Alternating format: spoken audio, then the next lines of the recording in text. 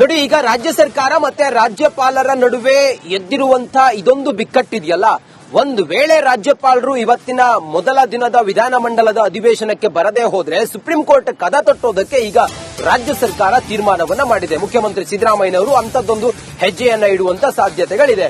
ಕಾನೂನಿನ ರೀತಿಯಲ್ಲಿ ನಾವು ಏನು ವಿಧಾನಮಂಡಲದಲ್ಲಿ ತೀರ್ಮಾನ ಆದಂತ ಅಥವಾ ವಿಧಾನಮಂಡಲದಲ್ಲಿ ಭಾಷಣವನ್ನ ನಾವು ಏನ್ ಮಾಡಿಕೊಟ್ಟಿದೀವಲ್ಲ ಅದನ್ನ ಓದಿಲ್ಲ ಅನ್ನೋದಾದ್ರೆ ಅದು ಕಾನೂನು ರೀತಿಯಲ್ಲಿ ರಾಜ್ಯಪಾಲರು ಎದುರಿಸಬೇಕಾದಂತ ಸಂದರ್ಭ ಇದೆ. ಇವತ್ತು ಏನಾಗುತ್ತೆ ಅನ್ನೋದ್ರ ಬಗ್ಗೆ ಭಾರಿ ಕುತೂಹಲವೂ ಕೂಡ ಇದೆ. ದೆಹಲಿಯಲ್ಲಿರುವ ಅಡ್ವೊಕೇಟ್ ಜನರಲ್ ಶಶಿಕಿರಣ್ ಶೆಟ್ಟಿ ನಿನ್ನೆ ರಾತ್ರಿಯೇ ಬೆಂಗಳೂರಿನಿಂದ ದೆಹಲಿಗೆ ಪ್ರಯಾಣವನ್ನ ಮಾಡಿದ್ದಾರೆ. ಸದ್ಯಕ್ಕೆ ಏನಾಗುತ್ತೆ ಅನ್ನೋದ್ರ ಬಗ್ಗೆ ಕಾದು ನೋಡಬೇಕಾಗಿದೆ.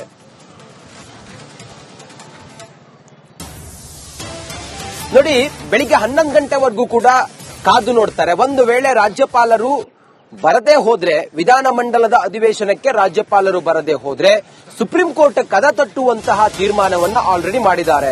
ಅದಕ್ಕಾಗಿ ಕಾನೂನು ಹೋರಾಟವನ್ನ ಮಾಡೋದಕ್ಕೆ ಬೇಕಾದಂತ ಎಲ್ಲಾ ಸಿದ್ಧತೆಗಳನ್ನ ಈಗ ರಾಜ್ಯ ಸರ್ಕಾರ ಮಾಡಿಕೊಂಡಿದೆ ಅನ್ನೋದ್ರ ಬಗ್ಗೆ ಈಗ ಮಾಹಿತಿ ಲಭ್ಯ ಆಗ್ತಾ ಇದೆ. ನಿನ್ನೆಯೇ ದೆಹಲಿಯಿಂದ ವಕೀಲರು ಕೂಡ ಆಗಮಿಸಿದ್ದಾರೆ. ರಾಜ್ಯಪಾಲರು ಅಧಿವೇಶನಕ್ಕೆ ಬಾರದೇ ಇದ್ರೆ ಅರ್ಜಿ ಸಲ್ಲಿಸುತ್ತಾರೆ. ಬೆಳಿಗ್ಗೆ 11 ಗಂಟೆಗೆ 2 ಅಂಶಗಳ ಮೇಲೆ ಗವರ್ನರ್ಗೆ ನಿರ್ದೇಶನವನ್ನ ಕೋರಿ ಅರ್ಜಿಯನ್ನ ಸಲ್ಲಿಸುತ್ತಾರೆ. ಸಾಂವಿಧಾನಿಕ ಕರ್ತವ್ಯ ಪಾಲನೆ ಮಾಡಬೇಕಾದದ್ದು ಅದು ರಾಜ್ಯಪಾಲರ ಆದ್ಯ ಕರ್ತವ್ಯವೂ ಆಗಿರುತ್ತೆ. ರಾಜ್ಯಪಾಲರಿಗೆ ನಿರ್ದೇಶನವನ್ನ ನೀಡಲು ಕೋರಿ ಅರ್ಜಿಯನ್ನ ಸುಪ್ರೀಂ ಕೋರ್ಟ್ಗೆ ಸಲ್ಲಿಸುತ್ತಾರೆ. ಒಂದು ವೇಳೆ ಸುಪ್ರೀಂ ಕೋರ್ಟ್ ಇದನ್ನ ಮಾನ್ಯ ಮಾಡ್ತು ಅಂತ ಹೇಳಿದ್ರೆ ಸುಪ್ರೀಂ ಕೋರ್ಟ್ ಆದೇಶದಂತೆ ರಾಜ್ಯಪಾಲರು ಬರಲೇಬೇಕಾಗತ್ತೆ. ತಾವು ಏನು ಭಾಷಣವನ್ನ ಹೇಳಿದ್ದಾರೆ ಅದರ ಪ್ರಕಾರವೇ ಮಾತನಾಡಬೇಕಾಗತ್ತೆ.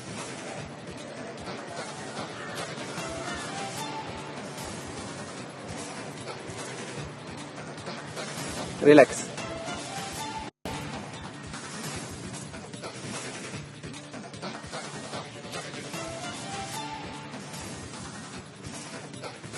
ನೋಡಿ, ಈಗ ರಾಜ್ಯ ಸರ್ಕಾರ ಮತ್ತೆ ರಾಜ್ಯಪಾಲರ ನಡುವೆ ಎದ್ದಿರುವಂತಹ ಇದೊಂದು ಬಿಕ್ಕಟ್ಟಿದೆಯಲ್ಲ, ಒಂದು ವೇಳೆ ರಾಜ್ಯಪಾಲರು ಇವತ್ತಿನ ಮೊದಲ ದಿನದ ವಿಧಾನಮಂಡಲದ ಅಧಿವೇಶನಕ್ಕೆ ಬರದೇ ಹೋದ್ರೆ ಸುಪ್ರೀಂ ಕೋರ್ಟ್ ಕದ ತಟ್ಟೋದಕ್ಕೆ ಈಗ ರಾಜ್ಯ ಸರ್ಕಾರ ತೀರ್ಮಾನವನ್ನ ಮಾಡಿದೆ. ಮುಖ್ಯಮಂತ್ರಿ ಸಿದ್ದರಾಮಯ್ಯನವರು ಅಂತದ್ದೊಂದು ಹೆಜ್ಜೆಯನ್ನ ಇಡುವಂತ ಸಾಧ್ಯತೆಗಳಿದೆ. ಕಾನೂನಿನ ರೀತಿಯಲ್ಲಿ ನಾವು ಏನು ವಿಧಾನಮಂಡಲದಲ್ಲಿ ತೀರ್ಮಾನ ಆದಂತ ಅಥವಾ ವಿಧಾನಮಂಡಲದಲ್ಲಿ ಭಾಷಣವನ್ನ ನಾವು ಏನ್ ಮಾಡಿಕೊಟ್ಟಿದೀವಲ್ಲ ಅದನ್ನ ಓದಿಲ್ಲ ಅನ್ನೋದಾದ್ರೆ ಅದು ಕಾನೂನು ರೀತಿಯಲ್ಲಿ ರಾಜ್ಯಪಾಲರು ಎದುರಿಸಬೇಕಾದಂತ ಸಂದರ್ಭ ಇದೆ. ಇವತ್ತು ಏನಾಗುತ್ತೆ ಅನ್ನೋದ್ರ ಬಗ್ಗೆ ಭಾರಿ ಕುತೂಹಲವೂ ಕೂಡ ಇದೆ. ದೆಹಲಿಯಲ್ಲಿರುವ ಅಡ್ವೊಕೇಟ್ ಜನರಲ್ ಶಶಿಕಿರಣ್ ಶೆಟ್ಟಿ ನಿನ್ನೆ ರಾತ್ರಿಯೇ ಬೆಂಗಳೂರಿನಿಂದ ದೆಹಲಿಗೆ ಪ್ರಯಾಣವನ್ನ ಮಾಡಿದ್ದಾರೆ. ಸದ್ಯಕ್ಕೆ ಏನಾಗುತ್ತೆ ಅನ್ನೋದ್ರ ಬಗ್ಗೆ ಕಾದು ನೋಡಬೇಕಾಗಿದೆ.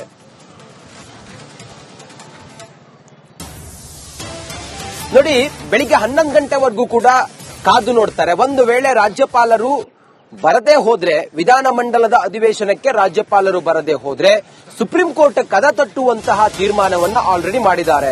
ಅದಕ್ಕಾಗಿ ಕಾನೂನು ಹೋರಾಟವನ್ನ ಮಾಡೋದಕ್ಕೆ ಬೇಕಾದಂತ ಎಲ್ಲಾ ಸಿದ್ಧತೆಗಳನ್ನ ಈಗ ರಾಜ್ಯ ಸರ್ಕಾರ ಮಾಡಿಕೊಂಡಿದೆ ಅನ್ನೋದ್ರ ಬಗ್ಗೆ ಈಗ ಮಾಹಿತಿ ಲಭ್ಯ ಆಗ್ತಾ ಇದೆ. ನಿನ್ನೆಯೇ ದೆಹಲಿಯಿಂದ ವಕೀಲರು ಕೂಡ ಆಗಮಿಸಿದ್ದಾರೆ. ರಾಜ್ಯಪಾಲರು ಅಧಿವೇಶನಕ್ಕೆ ಬಾರದೇ ಇದ್ರೆ ಅರ್ಜಿ ಸಲ್ಲಿಸುತ್ತಾರೆ. ಬೆಳಿಗ್ಗೆ 11 ಗಂಟೆಗೆ 2 ಅಂಶಗಳ ಮೇಲೆ ಗವರ್ನರ್ಗೆ ನಿರ್ದೇಶನವನ್ನ ಕೋರಿ ಅರ್ಜಿಯನ್ನ ಸಲ್ಲಿಸುತ್ತಾರೆ. ಸಾಂವಿಧಾನಿಕ ಕರ್ತವ್ಯ ಪಾಲನೆ ಮಾಡಬೇಕಾದದ್ದು ಅದು ರಾಜ್ಯಪಾಲರ ಆದ್ಯ ಕರ್ತವ್ಯವೂ ಆಗಿರುತ್ತೆ. ರಾಜ್ಯಪಾಲರಿಗೆ ನಿರ್ದೇಶನವನ್ನ ನೀಡಲು ಕೋರಿ ಅರ್ಜಿಯನ್ನ ಸುಪ್ರೀಂ ಕೋರ್ಟ್ಗೆ ಸಲ್ಲಿಸುತ್ತಾರೆ. ಒಂದು ವೇಳೆ ಸುಪ್ರೀಂ ಕೋರ್ಟ್ ಇದನ್ನ ಮಾನ್ಯ ಮಾಡ್ತು ಅಂತ ಹೇಳಿದ್ರೆ ಸುಪ್ರೀಂ ಕೋರ್ಟ್ ಆದೇಶದಂತೆ ರಾಜ್ಯಪಾಲರು ಬರಲೇಬೇಕಾಗತ್ತೆ. ತಾವು ಏನು ಭಾಷಣವನ್ನ ಹೇಳಿದ್ದಾರೆ ಅದರ ಪ್ರಕಾರವೇ ಮಾತನಾಡಬೇಕಾಗತ್ತೆ.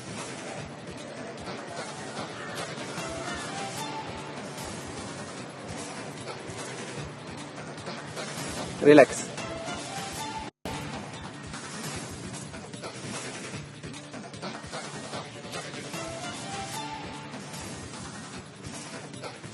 ನೋಡಿ, ಈಗ ರಾಜ್ಯ ಸರ್ಕಾರ ಮತ್ತೆ ರಾಜ್ಯಪಾಲರ ನಡುವೆ ಎದ್ದಿರುವಂತಹ ಇದೊಂದು ಬಿಕ್ಕಟ್ಟಿದೆಯಲ್ಲ, ಒಂದು ವೇಳೆ ರಾಜ್ಯಪಾಲರು ಇವತ್ತಿನ ಮೊದಲ ದಿನದ ವಿಧಾನಮಂಡಲದ ಅಧಿವೇಶನಕ್ಕೆ ಬರದೇ ಹೋದ್ರೆ ಸುಪ್ರೀಂ ಕೋರ್ಟ್ ಕದ ತಟ್ಟೋದಕ್ಕೆ ಈಗ ರಾಜ್ಯ ಸರ್ಕಾರ ತೀರ್ಮಾನವನ್ನ ಮಾಡಿದೆ. ಮುಖ್ಯಮಂತ್ರಿ ಸಿದ್ದರಾಮಯ್ಯನವರು ಅಂತದ್ದೊಂದು ಹೆಜ್ಜೆಯನ್ನ ಇಡುವಂತ ಸಾಧ್ಯತೆಗಳಿದೆ.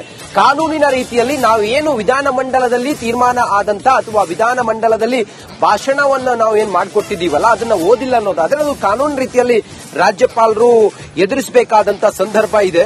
ಇವತ್ತು ಏನಾಗುತ್ತೆ ಅನ್ನೋದ್ರ ಬಗ್ಗೆ ಭಾರಿ ಕುತೂಹಲವೂ ಕೂಡ ಇದೆ.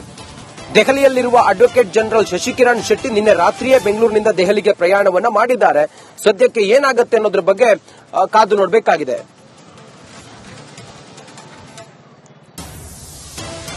ನೋಡಿ, ಬೆಳಿಗ್ಗೆ 11 ಗಂಟೆವರೆಗೂ ಕೂಡ ಕಾದು ನೋಡ್ತಾರೆ. ಒಂದು ವೇಳೆ ರಾಜ್ಯಪಾಲರು ಬರದೇ ಹೋದ್ರೆ ವಿಧಾನಮಂಡಲದ ಅಧಿವೇಶನಕ್ಕೆ ರಾಜ್ಯಪಾಲರು ಬರದೇ ಹೋದ್ರೆ ಸುಪ್ರೀಂ ಕೋರ್ಟ್ ಕದ ತಟ್ಟುವಂತಹ ತೀರ್ಮಾನವನ್ನ ಆಲ್ರೆಡಿ ಮಾಡಿದ್ದಾರೆ. ಅದಕ್ಕಾಗಿ ಕಾನೂನು ಹೋರಾಟವನ್ನ ಮಾಡೋದಕ್ಕೆ ಬೇಕಾದಂತ ಎಲ್ಲಾ ಸಿದ್ಧತೆಗಳನ್ನ ಈಗ ರಾಜ್ಯ ಸರ್ಕಾರ ಮಾಡಿಕೊಂಡಿದೆ ಅನ್ನೋದ್ರ ಬಗ್ಗೆ ಈಗ ಮಾಹಿತಿ ಲಭ್ಯ ಆಗ್ತಾ ಇದೆ. ನಿನ್ನೆಯೇ ದೆಹಲಿಯಿಂದ ವಕೀಲರು ಕೂಡ ಆಗಮಿಸಿದ್ದಾರೆ. ರಾಜ್ಯಪಾಲರು ಅಧಿವೇಶನಕ್ಕೆ ಬಾರದೇ ಇದ್ರೆ ಅರ್ಜಿ ಸಲ್ಲಿಸುತ್ತಾರೆ. ಬೆಳಿಗ್ಗೆ 11 ಗಂಟೆಗೆ 2 ಅಂಶಗಳ ಮೇಲೆ ಗವರ್ನರ್ಗೆ ನಿರ್ದೇಶನವನ್ನ ಕೋರಿ ಅರ್ಜಿಯನ್ನ ಸಲ್ಲಿಸುತ್ತಾರೆ. ಸಾಂವಿಧಾನಿಕ ಕರ್ತವ್ಯ ಪಾಲನೆ ಮಾಡಬೇಕಾದದ್ದು ಅದು ರಾಜ್ಯಪಾಲರ ಆದ್ಯ ಕರ್ತವ್ಯವೂ ಆಗಿರುತ್ತೆ. ರಾಜ್ಯಪಾಲರಿಗೆ ನಿರ್ದೇಶನವನ್ನ ನೀಡಲು ಕೋರಿ ಅರ್ಜಿಯನ್ನ ಸುಪ್ರೀಂ ಕೋರ್ಟ್ಗೆ ಸಲ್ಲಿಸುತ್ತಾರೆ. ಒಂದು ವೇಳೆ ಸುಪ್ರೀಂ ಕೋರ್ಟ್ ಇದನ್ನ ಮಾನ್ಯ ಮಾಡ್ತು ಅಂತ ಹೇಳಿದ್ರೆ ಸುಪ್ರೀಂ ಕೋರ್ಟ್ ಆದೇಶದಂತೆ ರಾಜ್ಯಪಾಲರು ಬರಲೇಬೇಕಾಗತ್ತೆ. ತಾವು ಏನು ಭಾಷಣವನ್ನ ಹೇಳಿದ್ದಾರೆ ಅದರ ಪ್ರಕಾರವೇ ಮಾತನಾಡಬೇಕಾಗತ್ತೆ.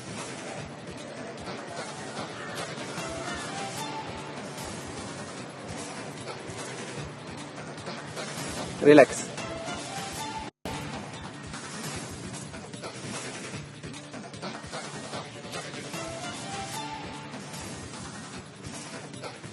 ನೋಡಿ, ಈಗ ರಾಜ್ಯ ಸರ್ಕಾರ ಮತ್ತೆ ರಾಜ್ಯಪಾಲರ ನಡುವೆ ಎದ್ದಿರುವಂತಹ ಇದೊಂದು ಬಿಕ್ಕಟ್ಟಿದೆಯಲ್ಲ, ಒಂದು ವೇಳೆ ರಾಜ್ಯಪಾಲರು ಇವತ್ತಿನ ಮೊದಲ ದಿನದ ವಿಧಾನಮಂಡಲದ ಅಧಿವೇಶನಕ್ಕೆ ಬರದೇ ಹೋದ್ರೆ ಸುಪ್ರೀಂ ಕೋರ್ಟ್ ಕದ ತಟ್ಟೋದಕ್ಕೆ ಈಗ ರಾಜ್ಯ ಸರ್ಕಾರ ತೀರ್ಮಾನವನ್ನ ಮಾಡಿದೆ. ಮುಖ್ಯಮಂತ್ರಿ ಸಿದ್ದರಾಮಯ್ಯನವರು ಅಂತದ್ದೊಂದು ಹೆಜ್ಜೆಯನ್ನ ಇಡುವಂತ ಸಾಧ್ಯತೆಗಳಿದೆ.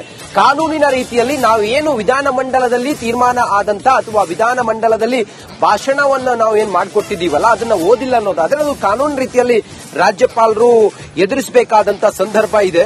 ಇವತ್ತು ಏನಾಗುತ್ತೆ ಅನ್ನೋದ್ರ ಬಗ್ಗೆ ಭಾರಿ ಕುತೂಹಲವೂ ಕೂಡ ಇದೆ. ದೆಹಲಿಯಲ್ಲಿರುವ ಅಡ್ವೊಕೇಟ್ ಜನರಲ್ ಶಶಿಕಿರಣ್ ಶೆಟ್ಟಿ ನಿನ್ನೆ ರಾತ್ರಿಯೇ ಬೆಂಗಳೂರಿನಿಂದ ದೆಹಲಿಗೆ ಪ್ರಯಾಣವನ್ನ ಮಾಡಿದ್ದಾರೆ. ಸದ್ಯಕ್ಕೆ ಏನಾಗುತ್ತೆ ಅನ್ನೋದ್ರ ಬಗ್ಗೆ ಕಾದು ನೋಡಬೇಕಾಗಿದೆ.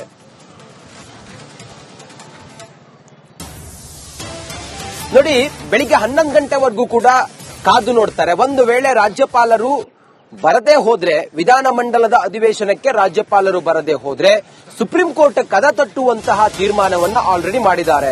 ಅದಕ್ಕಾಗಿ ಕಾನೂನು ಹೋರಾಟವನ್ನ ಮಾಡೋದಕ್ಕೆ ಬೇಕಾದಂತ ಎಲ್ಲಾ ಸಿದ್ಧತೆಗಳನ್ನ ಈಗ ರಾಜ್ಯ ಸರ್ಕಾರ ಮಾಡಿಕೊಂಡಿದೆ ಅನ್ನೋದ್ರ ಬಗ್ಗೆ ಈಗ ಮಾಹಿತಿ ಲಭ್ಯ ಆಗ್ತಾ ಇದೆ.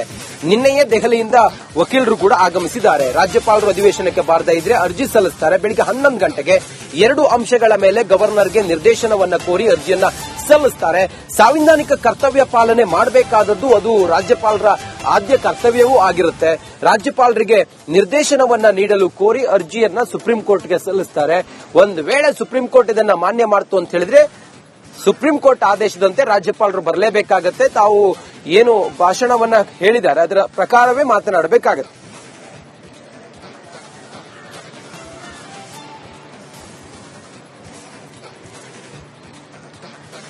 ರಿಲ್ಯಾಕ್ಸ್.